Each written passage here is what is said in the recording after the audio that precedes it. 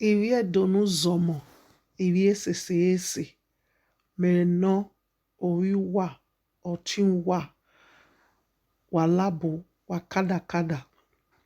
Ina rewa owiene na we niga de ni do lerune. Ma ya fe vie do ya fe keni rowa keni risi. Ina we ni do lerun unda oriomo wa kama we do lerun ni vie do unda kate vie do ni warisi. Unda emini ma miewe we bo okpolo igbe. Weni ma ya vie do ni rowa enika oguwa ya fe ro.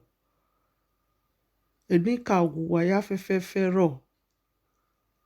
Ora gba oguwa ya fe wa agwima gwoba dole doji. Ma ya fe ma agwoba dole doji.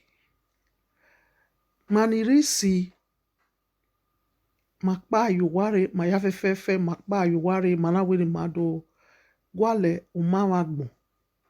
Umawagbon ni ma ya fe do gwalo.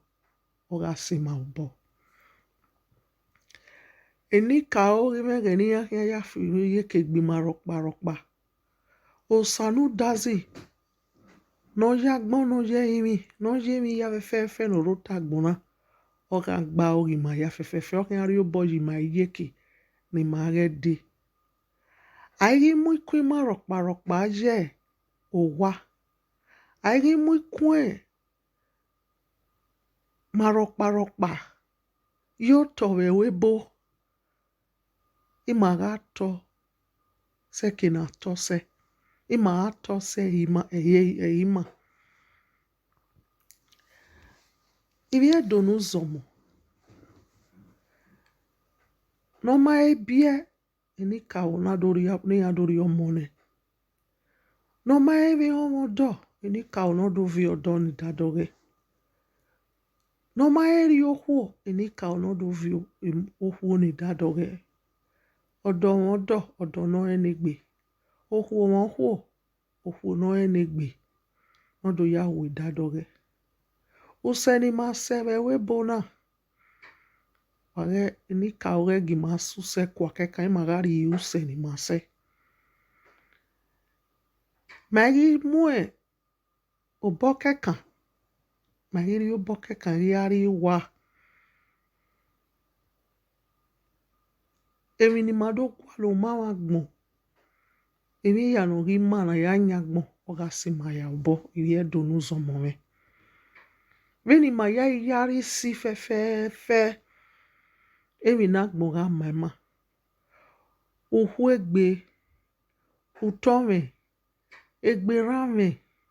Omo. Igo. Ogogo. Ofure. Ema ya. Alago. Ema ya ga mi egbe dagbe ma. Magi mi oku balo. Magi mi oku evigbe. Magi gbobo yungwe. Wa ri una. Ema ya fe no ri gima wo wa. No ri gima wo wa. No ri gima wo de. No ri gima wo ka. No ri gima wo do. Ima ga ye hu. Emo ya fe. Emi ya no ri de dadoge urion. Enika oga wo sanu dazi oga we ya nima. Ukpona ni ma la na 2022. Oga mase ukponi no gbera. Emi ya ni ma ri gwalo we dagbe ma ya ga sima obo. Etion sanu dazi eti enika o. Ima ga hiugi ni kpia ikpega ni huri ikpega. Emi na gbon ga ma gbon na ga fu ma igbere. Ewe boni mare na ga fu mare. Ema ni ve documents ya.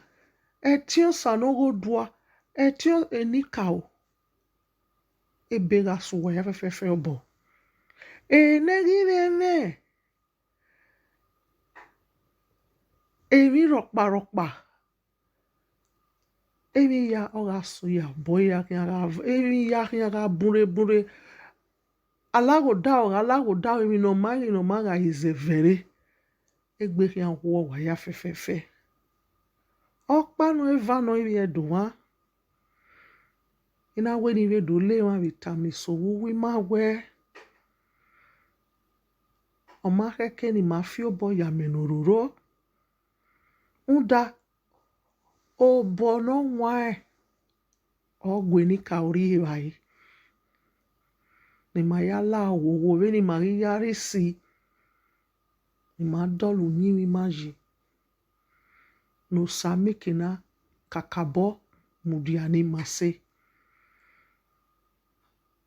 oni we ni do ta mi wie duma wa ya fefe wa wese mo wa na ri e o metaji ni ya iliruna ni ya igua guwa gua wa ya wese kakabo mo wa ya wese wa domo wa ya kada o hien de ya